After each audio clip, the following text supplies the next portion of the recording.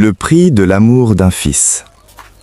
Au cœur du village de Boundiali, là où les baobabs millénaires semblent garder les secrets de la terre rouge, vivait Ibrahim. À 15 ans, il était la fierté de sa mère, Fatou. Ibrahim était un garçon rieur, mais d'une naïveté qui inquiétait parfois les aînés. Un soir de pleine lune, ses amis d'enfance, ceux avec qui il partageait ses rêves de football, l'entraînèrent loin du village. Ils lui promirent la richesse et le pouvoir. Dans une case isolée, au milieu d'une forêt sacrée, les rires s'éteignirent brusquement. Ibrahim comprit trop tard qu'il ne s'agissait pas d'un jeu, mais d'un pacte. Une secte obscure venait de l'emprisonner. Le prix du pacte fut prononcé par une voix d'outre-tombe.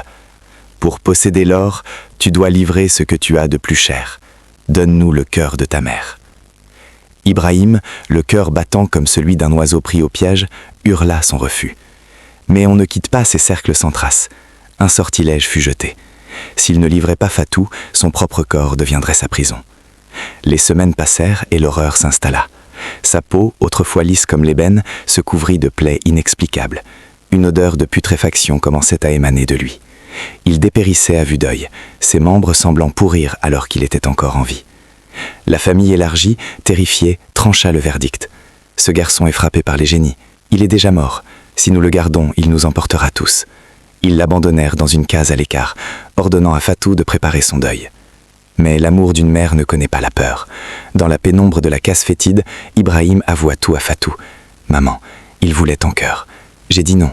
Je préfère pourrir que de te voir mourir. » Fatou serra son fils contre elle, ignorant l'odeur de la mort.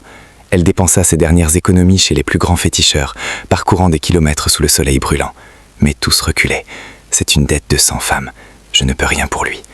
Un soir, épuisé, Fatou rencontra sous un manguier un vieil homme à la tunique blanche. « Pourquoi pleures-tu » demanda-t-il. Après avoir écouté son calvaire, il sourit avec une douceur infinie. « Il existe un nom devant lequel toutes les chaînes se brisent. Jésus-Christ. Il a déjà donné sa vie pour que ton fils n'ait pas à donner la tienne. » Le dimanche suivant, Fatou traîna Ibrahim jusqu'à la petite église du village voisin. Sous les prières de l'assemblée, une chaleur douce envahit le garçon. Ce ne fut pas un éclair, mais un miracle silencieux. En quelques jours, les plaies se refermèrent et une peau neuve apparut. Ibrahim ne devint pas riche comme la secte l'avait promis, mais il devint un homme libre. Le garçon timide laissa place à un évangéliste brûlant de foi. Il retourna au marché de Boundiali, criant à tous « Regardez ces mains qui pourrissaient. Le sang de Jésus m'a lavé gratuitement. » Ses amis, ceux-là même qui l'avaient trahi, vivaient dans la terreur de la vengeance. Mais Ibrahim alla vers eux sans colère. « Vous m'avez livré à la mort, mais mon Dieu m'a rendu la vie. Pourquoi servir des maîtres qui demandent le sang de vos mères ?» Bouleversés par ce pardon, ses anciens amis tombèrent à genoux et acceptèrent Jésus à leur tour. Aujourd'hui, là où régnait la peur des sacrifices nocturnes, résonnent des chants de louanges.